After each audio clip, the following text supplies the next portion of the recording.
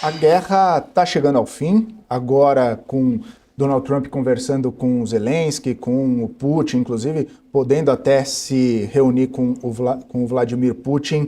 A expectativa é que chegue num consenso, e aí a gente até vê, né? A Europa está monitorando muito de perto essa questão por conta da energia, trazendo até boas expectativas aí para o bloco.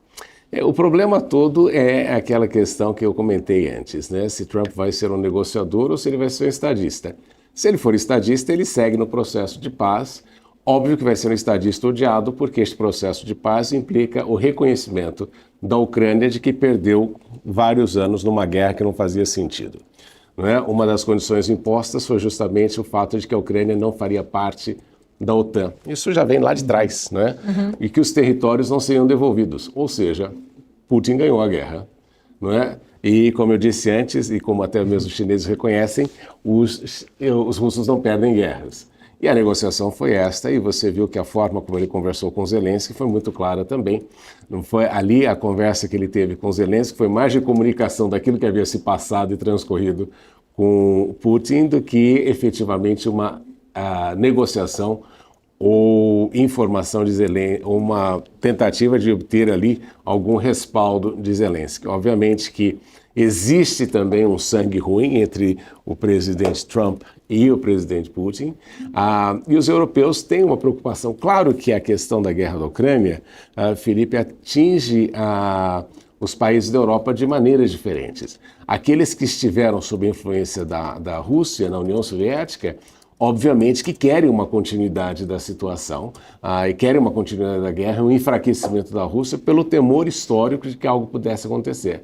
Mas os outros países da União Europeia, como Itália, Espanha, França, talvez por querer ali legitimar-se como um líder da União Europeia, tem um posicionamento diferente, mas Espanha, Portugal, outros países não têm tanto interesse porque não os afeta da mesma maneira, mas estão sofrendo as consequências da crise energética. E a grande questão também é o quanto Trump vai ver um reatamento da relação entre Rússia e os países europeus na questão do fornecimento de energia, porque hoje em dia os Estados Unidos são grandes fornecedores de energia para a Europa.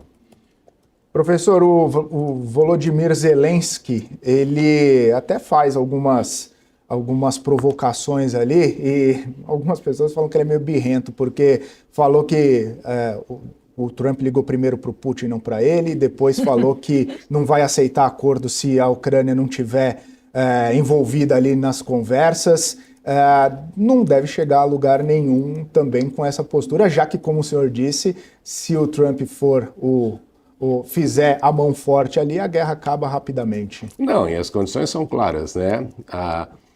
A Ucrânia não entra na OTAN e a Ucrânia não recebe de volta os territórios que foram conquistados pelos russos. Ou seja, Vladimir Putin atingiu aquilo que ele queria e que foi o motivador da guerra. E claro, muita gente vai dizer que ele infringiu o direito internacional, mas muita gente vai levar em consideração também a questão de defesa, né? Você não escolhe os vizinhos que você tem, particularmente quando um é muito grande.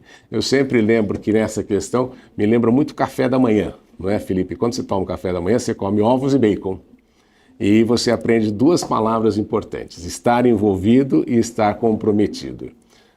A galinha está envolvida no seu café da manhã porque ela só dá os ovos, e o porco está comprometido porque ele efetivamente é o que fornece o bacon. No caso ali, quem está comprometido em toda a situação são os ucranianos, porque os Estados Unidos, desde o início, só estiveram envolvidos nesta guerra.